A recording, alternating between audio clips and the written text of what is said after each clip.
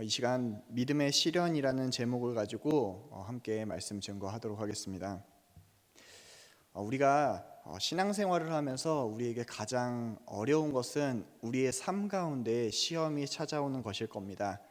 물론 시험이 찾아오면 우리의 삶은 변하게 됩니다. 이 시험이 우리에게 찾아올 때 우리의 삶은 괴롭게 되기도 하고 또 우리가 어찌하게 될지 모르게 만들어 버리기도 합니다. 그래서 어떤 사람들은 이 시험의 원인이 하나님께 있다라고 해서 하나님을 원망하기도 하고, 또 어떤 이는 이 시험을 이길 힘을 달라고 하나님께 간구하기도 합니다.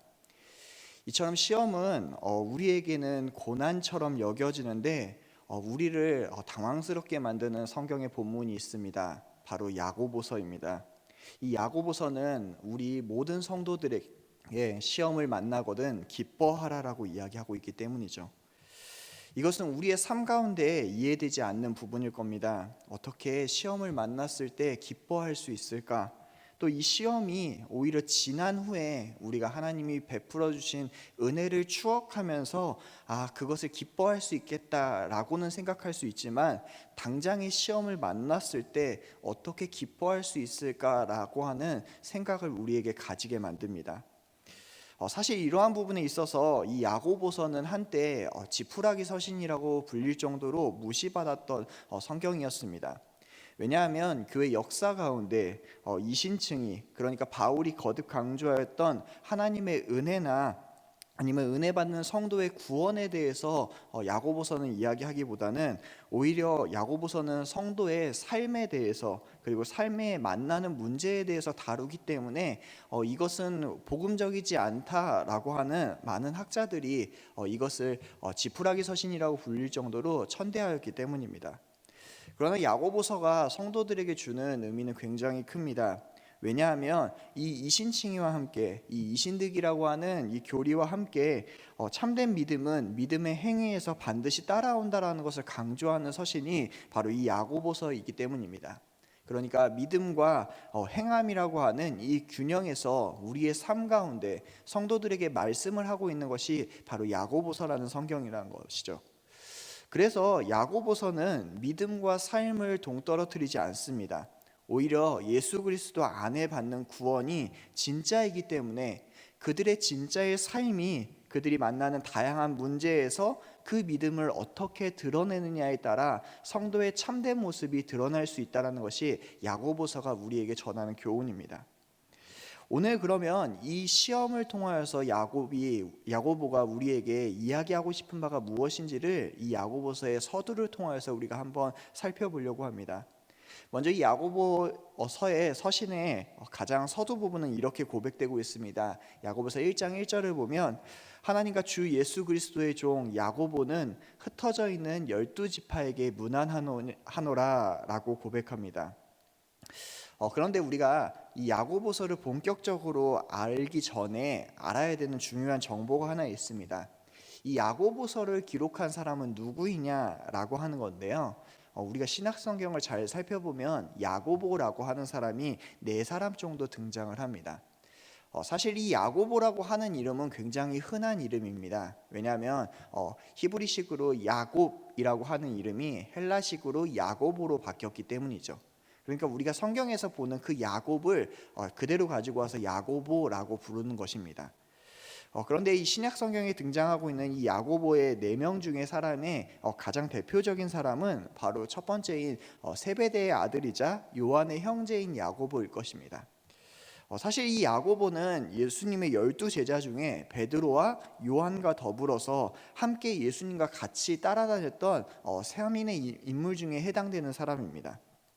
그리고 오히려 이 야고보는 어떻게 보면 베드로보다 더 인정을 받았다라고 할 수도 있을 만큼 사도행전 12장에 보면 헤롯 아그리파 1세에 의해서 사도들 중에 가장 처음 순교를 당했던 사도가 바로 이 세베대의 아들 요한의 형제인 야고보입니다.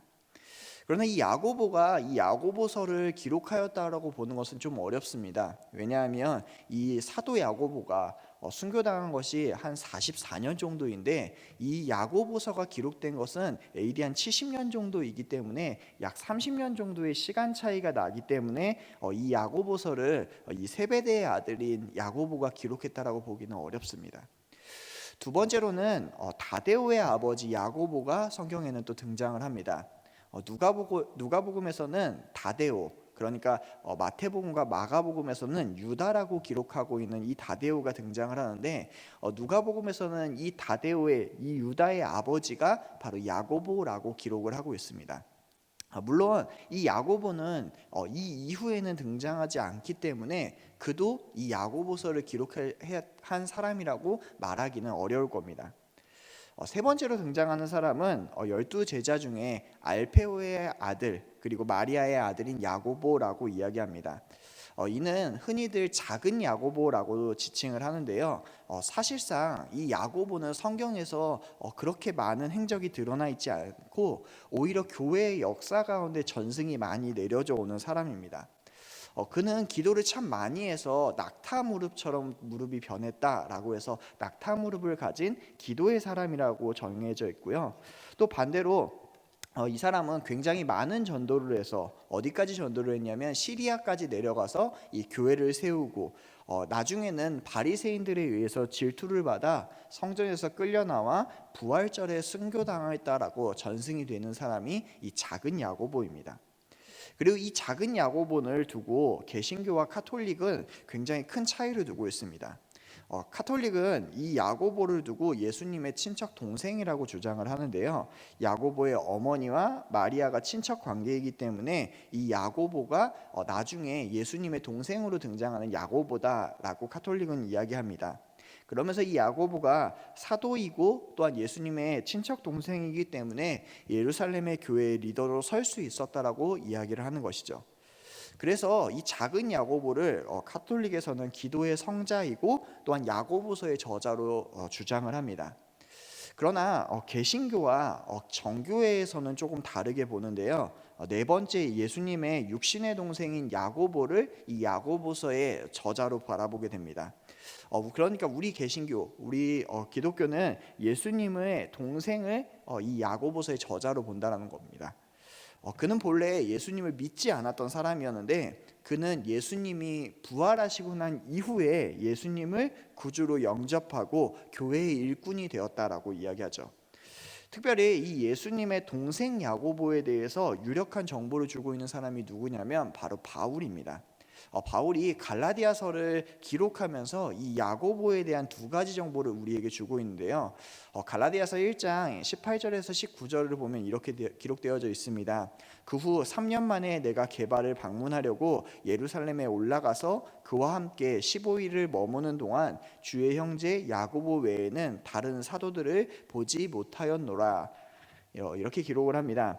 바울이 예수님을 만나고 완전하게 예수님을 알고 개종한 이후에 3년이란 시간이 흘러서 예루살렘으로 올라가게 됩니다. 그때 아직까지도 바울을 두려워하는 사람들이 너무나 많았고 사도들조차도 이 바울을 두려워하였기 때문에 그를 만나주는 사람이 없었다라는 것이죠. 그때 이 바울을 만나주었던 사람이 바로 예수님의 친형제인 야고보라고 기록을 합니다. 그러니까 예수님의 형제를 바울이 만났다라는 것이죠. 그런데 여기에서 중요한 기록이 있습니다. 이때까지만 해도 야고보는 교회의 중심적인 인물이 아니었다라는 것입니다. 그리고 이 사람을 또 사도로서도 표현하고 있지 않다라는 것이죠. 그러니까 사도라고 하는 표현이 따로 기록되어져 있고 야고보라고 하는 표현이 따로 기록되어져 있는 것을 보니까 야고보는 사도의 무리에 들어가 있지 않다라는 것을 우리는 알 수 있습니다. 그리고 이때 기록으로부터 14년이 흐른 이후에 바울은 다시 예루살렘으로 향하게 됩니다. 이때의 기록이 무엇이냐면 갈라디아서 2장 9절입니다. 갈라디아서 2장 9절을 보면 이렇게 되어져 있습니다. 또 기둥같이 여기는 야고보와 게바와 요한도 내게 주신 은혜를 알므로 나와 바나바에게 친교의 악수를 하였으니 우리는 이방인에게로 그들은 할례자에게로 가게 하려 함이라. 바울이 처음 이 야고보를 만났던 갈라디아서 1장에서는 이 야고보가 교회의 중심의 사람이 아니었습니다. 그런데 14년이 지난 이후에 이 야고보는 교회의 기둥과 같이 여기는 새 사람으로 언급이 된다는 것이죠. 그리고 참 놀라운 것은 이 세 사람을 언급할 때 그 중요도에 있어서 가장 앞에 이야기하는 사람이 이 교회에서 더 높임을 받고 중요한 사람으로 여겨진다는 겁니다. 그러니까 이 지금 가장 앞에 나와 있는 사람이 누구입니까? 라고 이야기를 한다면 야고보가 가장 앞에 등장을 한다는 것이죠. 그러니까 베드로의 이름보다 야고보가 더 교회의 기둥으로서 대표적인 사람으로 이 예루살렘 교회에서 등장하고 있다는 것을 우리는 알 수 있습니다. 그러니까 이 야고보가 베드로보다 요한보다 오히려 더 교회에 영향력 있는 사람이라는 것을 우리는 알 수 있죠. 여기서 참 특이한 것이 있습니다. 우리는 여기에서 야고보서를 다시 살펴보게 되면 야고보서는 예수님의 동생 야고보, 그러니까 교회의 기둥과 같다라고 바울이 이야기하는 그 야고보가 자신을 어떻게 야고보서에서 소개하는가를 바라보면 우리는 조금 의아해할 수 있습니다. 왜냐하면 야고보가 자기 자신을 소개하는 것이 너무나 간단하기 때문입니다. 야고보가 1장 1절에 뭐라고 고백하고 있습니까? 하나님과 주 예수 그리스도의 종 야고보라고 이야기합니다. 만약에 제가 야고보였다면 저는 저를 이렇게 기록하지 않았을 것 같습니다. 물론 거짓이나 과장을 표현하지 않아도 이 야고보는 그럴듯한 이력이 있기 때문이죠. 예를 들어서 저 같다면 이렇게 기록을 하겠습니다. 예수 그리스도의 형제 사도된 야고보. 여러분 얼마나 근사합니까? 다른 서식이 필요 없고 예수 그리스도의 형제 이 한마디만 써도 모든 사람들이 궁금해하지 않을까요? 예수님이 너 옛날에 뭐 좋아했는지 알아? 예수님이 나랑 잘 때 뭐 했는지 알아? 이 정도만 이야기해도 모든 사람들이 그 사람의 이야기를 듣고 싶어 할 것입니다. 또 반대로 지금 교회의 기둥과 같은 사람이기 때문에 이렇게도 이야기할 수 있겠죠. 예루살렘 교회의 지도자이며 교회를 세워가는 야고보 라고도 표현할 수 있을 겁니다. 그런데 야고보는 이렇게 자기 자신을 표현하지 않고 모든 수식을 빼고 자기 자신을 가리켜서 뭐라고 이야기합니까? 자기를 종이라고 소개합니다. 저는 이게 굉장히 중요한 단어라고 생각을 합니다. 왜냐하면 그가 아무리 예수님의 육신된 형제일지라도, 그리고 그가 교회의 기둥과 같은 지도자이고 예루살렘 교회의 의장일지라도 하나님과 예수 그리스도의 종이 아니라면 그가 신앙에서 벗어나 있는 사람이란 것을 그는 분명히 알고 그것을 고백하고 있기 때문이죠. 여러분, 기독교의 진리 중에 가장 핵심 진리가 무엇입니까? 바로 십자가입니다. 이 십자가의 근본 정신이 무엇인지에 대해서는 예수님이 이렇게 이야기를 하셨죠. 마가복음 10장 44절에서 45절을 보면 이렇게 되어져 있습니다. 너희 중에 누구든지 으뜸이 되고자 하는 자는 모든 사람의 종이 되어야 하리라. 인자가 온 곳은 섬김을 받으려 함이 아니라 도리어 섬기려 하고 자기 목숨을 많은 사람의 대속물로 주려 함이라. 아멘. 예수님은 자기가 가시는 길, 그러니까 이 십자가의 길이 섬김을 받는 길이 아니라 오히려 종의 길이라고 분명하게 우리에게 이야기해주고 있죠. 그리고 이 종의 길은 자기의 몸을 들여서 많은 사람을 대속물로 주려 하는 길이라고 분명하게 밝히고 있습니다. 그리고 이 종의 길, 주님이 가신 그 종의 길이 예수 그리스도를 믿는 모든 사람들이 가야 될 길이라고 오늘 야고보는 분명하게 고백하고 있다는 것이죠. 그러니까 예수 그리스도를 따르는 제자가 된다는 것은 바로 이 종으로 산다는 것이라는 것을 우리에게 기억하라고 자기 자신을 예수 그리스도의 종이라고 오늘 야고보는 분명하게 이야기하고 있습니다. 그런 점에서 이 야고보의 고백은 미사여구의 고백이 아닐 겁니다. 내가 종이라고 고백할 수밖에 없다라고 고백하는 것이죠. 그리고 또 이 종이라고 고백하는 것이 중요한 것이 있습니다. 그 전제가 무엇이냐면 그는 누구의 종이라고 고백하고 있습니까? 바로 하나님과 예수 그리스도의 종이라고 고백한다는 것이죠. 이것은 교회 역사에서 굉장히 중요한 단어입니다. 왜냐하면 유대인들은 자신들이 하나님의 종이라고 이야기하지만 예수님의 종이라고 고백하지는 않습니다. 그런데 야고보는 오늘 분명하게 고백하는 것입니다. 하나님과 예수님의 종, 그러니까 하나님과 예수님을 동격으로 분명하게 보고 있다는 것이죠.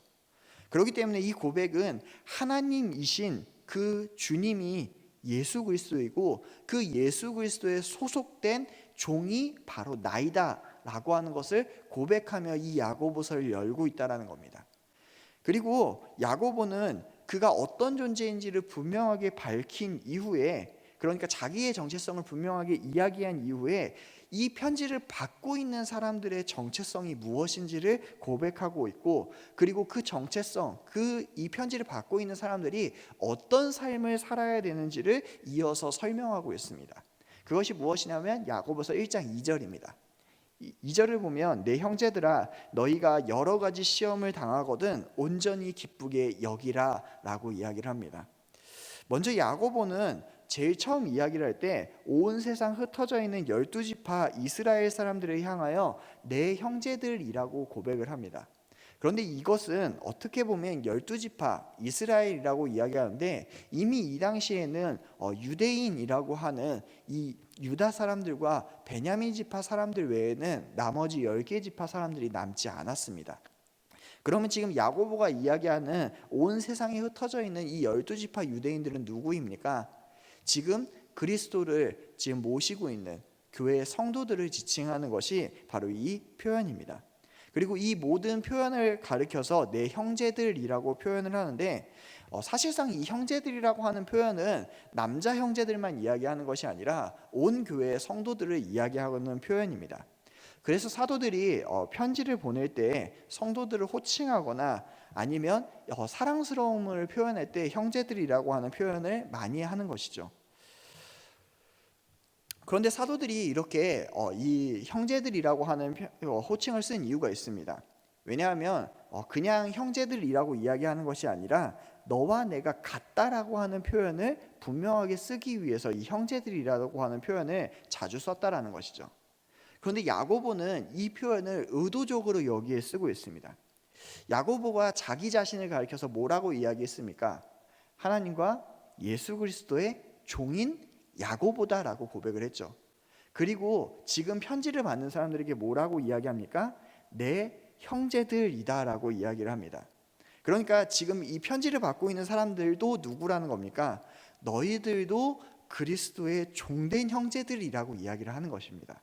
그러니까 이 편지를 받는 사람들은 다른 사람들이 아니라 분명하게 그리스도의 종된 사람들이 이 편지를 받고 있다라는 것이죠. 그러니까 이 사람이 표현하고 있는 바는 이거입니다. 종된 형제 여러분, 종이라면 시험을 당할 때 온전히 기쁘게 여기십시오 라고 이야기를 한다는 겁니다. 그런데 여러분, 이 말이 사실상 여러분 받아들여지십니까? 종된 여러분, 시험이 다가올 때 그 시험을 기쁘게 여기십시오 라고 이야기한다면 사실상 이것이 우리 마음 가운데 그렇게 다가오지 않을 겁니다. 왜 시험을 기쁘게 받아야 되지? 시험 자체도 나에게 너무나 큰데 그것을 기쁘게 받아들이라고? 이것은 사실 말도 되지 않는다. 그러면서 우리는 그냥 이것을 스쳐 지나가듯 바라보고 있지 않습니까? 그런데 이 말에는 분명한 전제가 붙어 있습니다. 이 전제가 이해된다면 이 뒤의 말도 사실 이해가 된다는 것이죠. 이 전제가 무엇입니까? 바로 종입니다. 그러니까 우리가 자유한 사람이라면 선택권이 있으니 시험이 오면 피해갈 수도 있고 그것을 안 당할 수도 있고 그것을 다른 방법을 이용할 수도 있는데, 종이라면 선택권이 없다라는 것이죠. 종은 주인이 시키는 것, 주인이 주는 것을 무조건 받아야 됩니다. 그렇기 때문에 이 종의 고백은요, 사실 성공할 때 잘 드러나지 않습니다. 이 고백은 고난의 현장에서 잘 드러난다는 것이고, 하나님께서 내 인생 가운데 그런 고난, 그런 시절을 보낼 때 과연 이 종된 사람들은 원망과 불평을 하면서 도망을 하겠는가, 아니면 나는 종이라고 하는 이 고백을 하면서 이것을 기꺼이 받겠는가를 오늘 야고보는 우리에게 물어보고 있다는 겁니다. 그리고 우리는 이 시험에 대해서 정확하게 이해를 해야 됩니다. 왜냐하면 시험에 대해서 이해를 하지 못한다면 이 시험이 다가올 때 우리는 기쁘게 받아들일 수 없기 때문이죠. 이 시험을 야고보는 우리에게 분명하게 정보와 정확한 지혜를 주면서 이 시험이 무엇인지를 우리에게 알려주고 있습니다. 본문에서 너희가 여러 가지 시험을 당하거든 이라고 이야기를 하는데, 사실 한국말은 굉장히 예전에 우리 선비분들께서 이것을 번역하다 보니까 굉장히 이것을 잘 표현하기 위해서 본 의미가 조금 왜곡되는 경우가 있습니다. 오늘 말도 마치 이런 것과 같습니다. 우리의 삶 가운데 혹시 살다 보면 시험이 다가올 수 있습니다 라고 하는 가정법처럼 이 표현이 표현되어져 있는데, 원뜻은 반드시 만나다 라고 하는 표현이 되어져 있습니다. 이 원어의 뜻을 보면 반드시 만나다, 정확히 떨어지다 라고 하는 표현으로 되어져 있는데, 그렇게 오늘 본문을 표현한다면 이렇게 이야기될 수 있습니다. 우리의 삶 가운데는 반드시 시험을 만납니다. 정해진 시험이 오는 것입니다 라고 표현될 수 있다는 것이죠. 그러니까 무슨 말입니까? 시험은 어쩌다가 올 수도 있고 안 올 수도 있는 것이 아니라 성도의 삶이라면 하나님이 반드시 시험을 준다라는 겁니다. 이것을 야고보는 우리에게 기억하라라고 이야기하는 거죠. 그러니까 여러분, 하나님이 시험을 반드시 준다라는 것을 성도들은 기억해야 됩니다. 그리고 하나님께서 이 시험을 보낼 때 성도들은 그 시험을 기쁘게 받아야 된다는 거죠. 왜요? 그가 그리스도의 종이 맞기 때문에 하나님이 시험을 주시는 것이고, 그 시험을 받는다면 자신이 그리스도의 종으로 인정받는 것이기 때문에 그것을 기뻐할 수 있다는 겁니다. 그런데 여기에서 우리에게는 또 한 가지의 고민이 생깁니다. 하나님이 시험을 주시는 것도 알겠습니다. 하나님이 종이기 때문에 시험이 반드시 온다는 것도 알겠는데, 그 시험을 온전히 기쁘게 받아들이는 게 과연 가능할까요? 시험은 너무 괴로운 것 아닙니까? 시험은 너무나 힘든 것 아닙니까? 우리의 생각에는 이것이 있지 않습니까? 그런데 야고보는 이 질문에 대한 그러니까 이 질문이 나올 것도 이미 예상했던 것 같습니다. 그래서 3절에 바로 답을 줍니다. 3절 말씀을 한번 보겠습니다. 3절에 보면 이는 너희의 믿음의 시련이 인내를 만들어내는 줄 너희가 알미라 라고 이야기합니다. 여기에서 나오는 이는이라고 하는 시작 부분이 있는데, 이것은 왜냐하면이라는 뜻입니다. 그러니까 너희가 왜 이런 시련을 기쁘게 받아들여야 되는가? 왜냐하면 너희의 믿음의 시련이 인내를 만들어내기 때문이다 라고 이야기하죠. 일단 여기에서 다시 한번 짚고 넘어가야 되는 게 있습니다.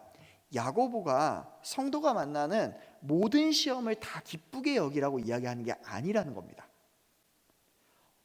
성경 말씀을 잘 보면 종이 만나는 시험은 독특한 특성이 있는데, 그래서 야고보는 그 시험을 믿음의 시련이라고 정확하게 지칭하는 거죠. 쉽게 말하면 우리의 삶 가운데는 여러 가지 많은 어려움과 시험이 찾아옵니다.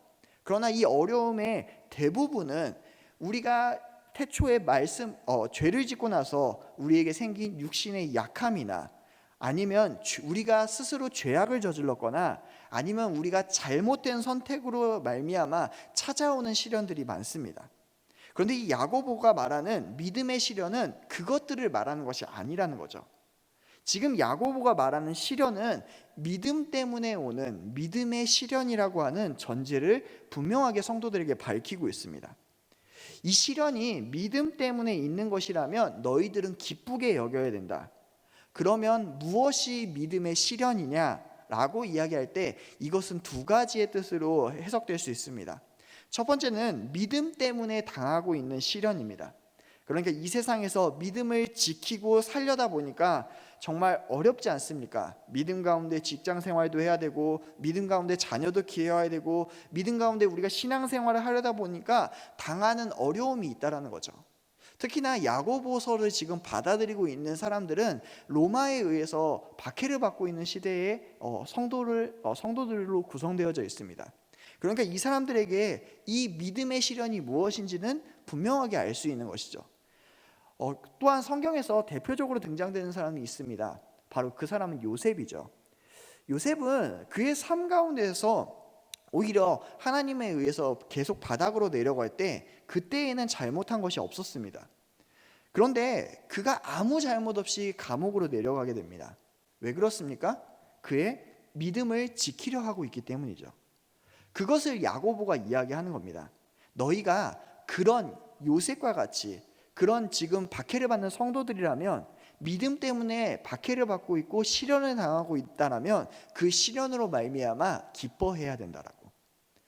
또 두 번째 믿음의 시련은 믿음을 증명하는 시련입니다. 사실 야고보는 이것을 더 강조해서 이야기를 합니다. 특별히 여기에서 시련이라고 하는 단어가 무엇인지를 우리는 좀 알아야 되는데요. 이 시련은 고난을 의미하는 단어가 아닙니다. 이 시련은 어떻게 보면 테스트한다라고 생각을 하면 됩니다. 우리가 컴퓨터를 사용해 보신 분들 조금 많으실 겁니다. 그런데 이 컴퓨터를 사용하다 보면 시험판이라는 것을 경험해 보신 분들이 계실 건데요. 30일 정도만 쓸 수 있거나 아니면 화장품을 받았을 때 우리가 30일 정도 테스트를 하고 교환해 드립니다 라고 하는 그 테스트라고 하는 것이 바로 이 시련이라는 단어라는 거죠. 그리고 그 기간 동안 마음에 들면 우리가 새로운 제품을 사지 않습니까? 이 본문에 나오는 시련이 그것과 같다라는 겁니다. 너희의 믿음을 하나님이 지금 테스트해 보는 거라고. 그래서 야고보는 이 믿음의 시련이 고난이 아니라고 이야기하는 겁니다. 이것은 시험이다. 내가 진짜 그리스도의 종인지를 증명하고 내 믿음이 하나님께 속해져 있는 진짜 믿음인지를 테스트해 보라고 하나님이 보내신 그 테스트다라고 하나님이 이야기한다라는 것이죠. 그렇기 때문에 이것을 받아들이는 사람들은 이 테스트로 말미암아 기뻐할 수 있다라고 분명하게 이야기합니다. 그리고 야고보는 이 성도로 하여금 모든 시련을 기뻐하라고 이야기하고 있지 않기 때문에 그는 명확하게 믿음 때문에 당하는 시련이라면 너희가 기뻐해야 된다라고 하는 이 단어를 우리에게 분명하게 교훈하고 있는 것이죠. 그러니까 우리의 삶 가운데 우리가 왜 당하는지 모르는 시험이 찾아오거나 아니면 내가 내 믿음을 증명하기 위해서 이러한 시험이 찾아온다면 그것이 다가올 때 성도들은 기뻐해야 된다라고 분명하게 이야기합니다. 그런데 여전히 아직도 우리의 마음 가운데에는 해결되지 않는 것이 하나 있습니다. 왜 기뻐해야 될까요? 믿음을 증명하는 것까지 알겠습니다. 그것 때문에 오는 것까지도 알겠습니다. 그런데 왜 기뻐해야 될까요? 그 답이 3절에 나와 있습니다. 3절 말씀에 다시 보면 이는 너희의 믿음의 시련이 인내를 만들어내는 줄 너희가 알미라 라고 이야기합니다. 여러분, 이걸 통하여서 우리의 가운데 뭐가 만들어진다라고 이야기하고 있습니까? 인내가 만들어진다라고 합니다. 여러분, 인내는 누구의 성품으로부터 나온 것입니까? 바로 하나님의 성품으로부터 나온 겁니다. 하나님이 오래 참으시고 인내하시는 그 인내라고 하는 성품은 하나님으로부터 나온다는 것이죠. 그러니까 이 인내는 어떻게 보면 그리스도의 종에게 맺어지는 분명한 증거라는 겁니다. 그런데 이 분명한 증거가 쉽게 맺어지지 않는다는 거죠. 왜냐하면 이 인내의 필수 조건이 무엇이냐? 바로 고난, 시험, 시련이라는 겁니다. 이 시련이 필수 조건이라고 오늘 야고보는 분명하게 이야기하면서 오늘 너희가 이 시련을 언제 받느냐를 생각하게 만듭니다. 여러분, 시험은 절대 좋은 날에 받지 않습니다. 특히나 인내는 좋은 날에 할 수가 없습니다. 우리가 언제 인내를 합니까? 고난의 시절에 인내를 하죠. 그러니까 인내, 즉 하나님의 성품을 닮아가기 위해서 필연적으로 무엇이 필요하다? 시련이 필요하다. 너희 가운데 이 믿음의 시련이 다가온다면 이 시련 안에 고난을 너희가 바라보는 것이 아니라 이 시련으로 말미암아 너희 가운데에서 일어날 하나님의 성품, 그러니까 너희가 하나님을 닮아가고 있다는 것을 분명하게 너희가 알 것이고 그것이 인내로 열매 맺을 거라는 것을 분명하게 이야기하면서 너희는 이 시련을 통해 기뻐할 수 있다라고 분명하게 야고보는 이야기합니다. 하나님께서 저와 여러분에게 이 시련을 보내실 때 이것을 시련으로 보냈다라고 이야기합니다. 아까 시련이 이것이 고난이라고 이야기하지 않았는데 이 시련이라는 단어가 원어적으로 보면 금을 정제하는 단어입니다. 여러분, 금은 어떻게 정제됩니까? 불 속에 들어가서 완전히 녹고 그리고 두들겨지면서 만들어져서 정금으로 나타나게 되죠. 이것을 야고보는 그대로 차용하여서 성도들에게 적용하는 겁니다.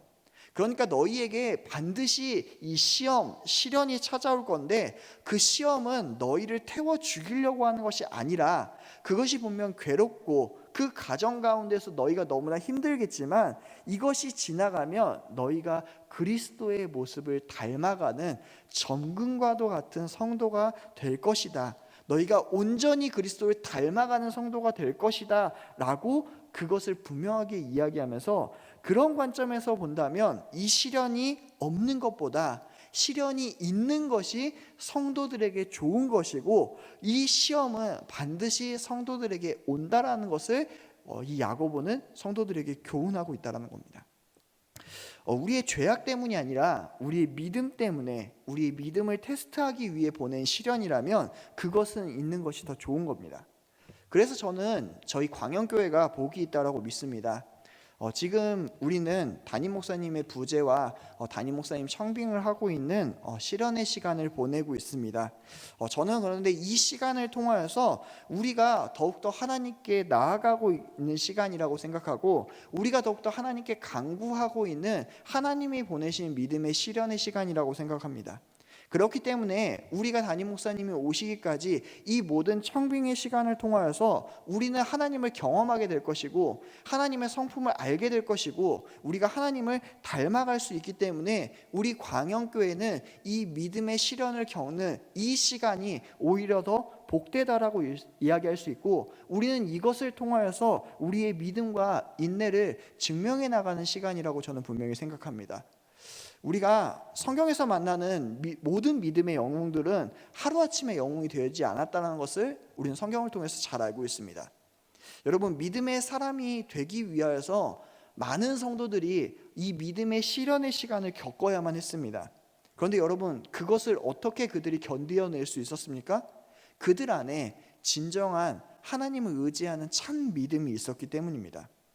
하나님께서 이 모든 일을 통하여서 일하실 것이라고 하는 믿음이 있었고 이 인내의 열매를 맺을 수 있었다는 것을 우리는 우리의 신앙의 선조들을 통하여서 알 수 있다는 것이죠. 그리고 인내를 지나고 나니까 그들은 우리에게 정말 닮고 싶어하는 믿음의 선진들이 되었다는 것을 우리는 성경과 우리의 역사를 통하여서 알 수 있는 겁니다. 바로 이러한 이유에서 야고보는 믿음 가운데 인내의 시간을 보내고 있는 이 성도들, 지금 박해를 받고 어려움을 당하고 있는 모든 성도들에게 그 시간을 그냥 보내지 말라라고 이야기를 하는 거죠. 어떻게 보내라고요? 온전하게 보내라고요. 온전히 기쁘게 보내라고요. 왜 그렇게 할 수 있는가?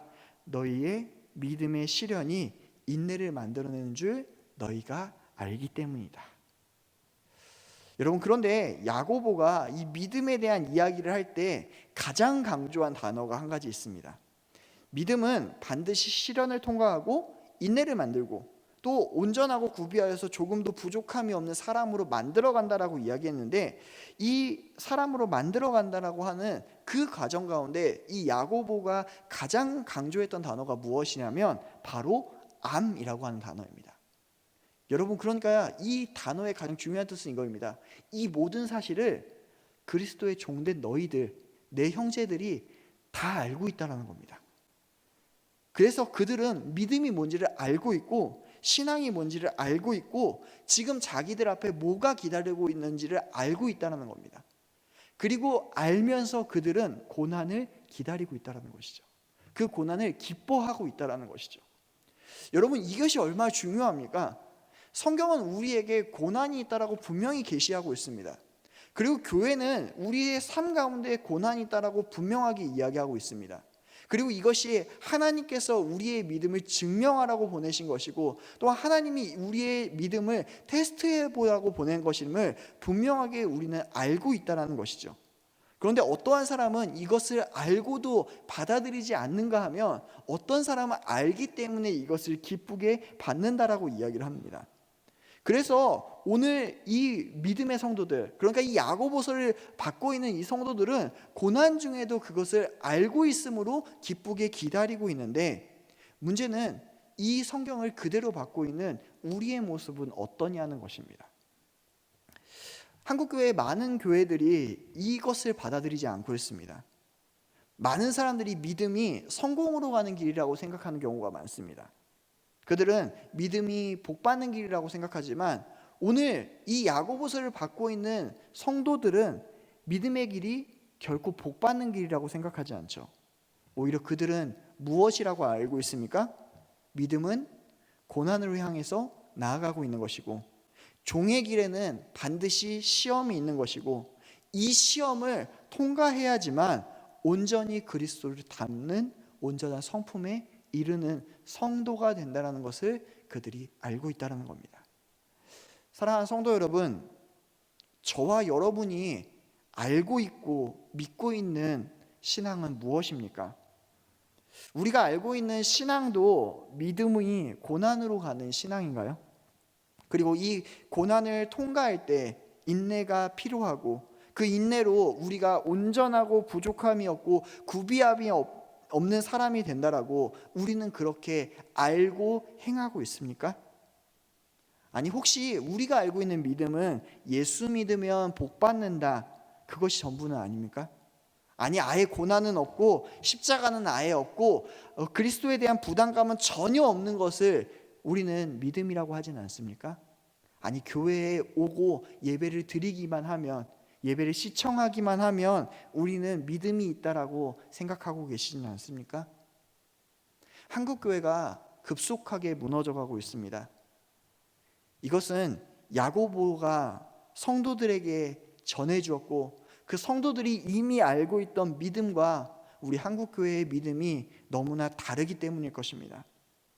우리는 부담 없는 신앙생활을 계속해서 해도 된다라고 그런 믿음으로 자꾸 가고 있는데, 야고보서를 받아들이고 있는 성도들과 초대교회의 성도들은 오히려 믿음의 시련을, 그 시험을 달라라고 하나님께 간구하며 그리스도를 닮아가기 위해 노력하고 있었습니다.